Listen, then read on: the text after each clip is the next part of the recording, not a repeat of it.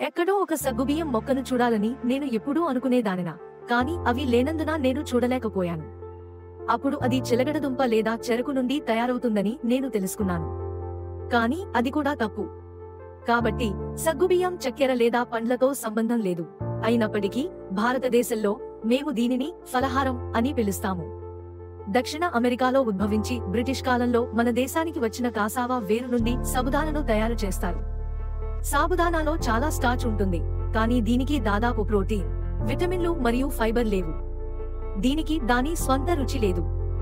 మనం దానికి నూనె, వేరుశెనగ, పెరుగు, నిమ్మకాయ మరియు సుగంధ ద్రవ్యాలు కలుపుతాము, మరియు మనం దాని కలిపి రుచికరంగా చేస్తాము. ఆరోగ్య దృక్పథంలో దీనిని తినడం వల్ల వెంటనే రక్తంలో చక్కెర పెరుగుతుంది. అంతేకాకుండా దానిని మెరిసేలా చేయడానికి మరియు తెల్లగా చేయడానికి బ్లీచింగ్ మరియు తెల్లబడటం రసాయనాలను కూడా ఉపయోగిస్తారు. కాబట్టి మనం సగ్గుబియ్యం వదులుకుంటే మనం ఏమి తినాలి? అన్నింటిలో మొదటిది, మీరు పండు ఒక ఆహారం అని అంటున్నారు, కాబట్టి పండ్లు తినండి. వీటిలో ఫైబర్ మరియు పోషకాలు పుష్కలంగా ఉంటాయి, మరియు వీటిని తినడం వల్ల రక్తంలో చక్కెర పెరగదు. కాబట్టి సగ్గుబియ్యం ఒక ఆహారం అని చెప్పుకునే వారందరికీ దయచేసి ఈ వీడియోను షేర్ చేయండి.